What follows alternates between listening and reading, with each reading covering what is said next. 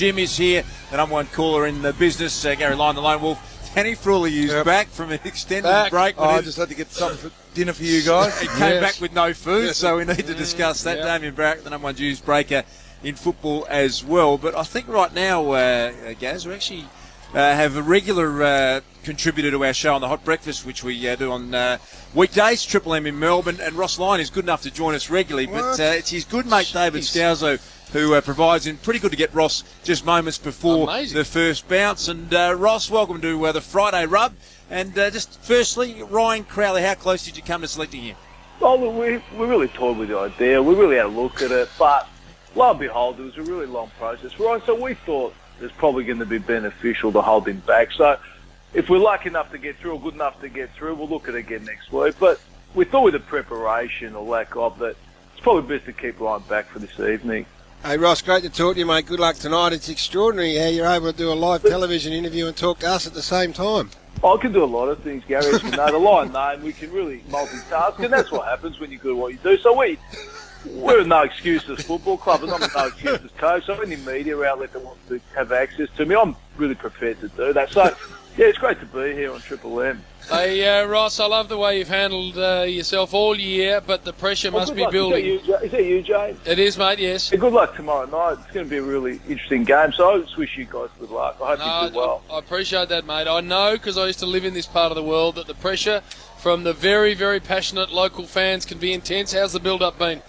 Well, the build-up's been enormous, but we can only control what we can control in the little bubble here at Fremantle. So we prepared to the best possible ways. The Fremantle way. The supporters will go all hoo-ha and all that sort of stuff, but we'll just control what we can. So we'll make sure we've prepared really well, which we've done. We're here to do a job, and hopefully we'll get it done tonight. But all the external pressures, well, we'll leave that outside. But what we do is control what we can, and we'll just go to put a really good account of ourselves tonight. That's a really good question, Jim. Ross, Spud for all of you, mate. Jason Dunstall, you would have woke up this morning, read the back page of the Western Australian. Were you in cattle class today over there? Yeah, I was, Ross, unfortunately. I'm not sure what happened there, mate. That's not fair. That's really disappointing, boys. Sorry about that. I think Damien Barrett got my seat, Ross. But what about Jason Dunstall's comments on the back page of the Western Australian? Do you read much into that it could be on early? Look, you can't really prepare for games like this and what's going to happen. If you start trying to premeditate things like that, then there's really, you're not controlling what you can control. You're going looking for things you can't control. So Jason's entitled to his opinion, and we've had discussions with Jason about different things. So he's entitled to that, and if you think it's going to be on, well, it might be, but that's in the control of the players, really. I've got a really but I don't send any instructions out there to go and do anything malicious.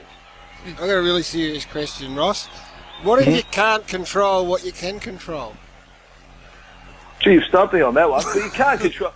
Look, we put all the variables in place. So we'll prepare during the week. We'll put a game plan together. The players have got to execute. They've executed for 23 games so far this season. So to do it again for the 24th, it's another game of football, to be frank. So we just go out there and replicate what we've done for the last 23 weeks. So if we can do that, we know we're in with a real show.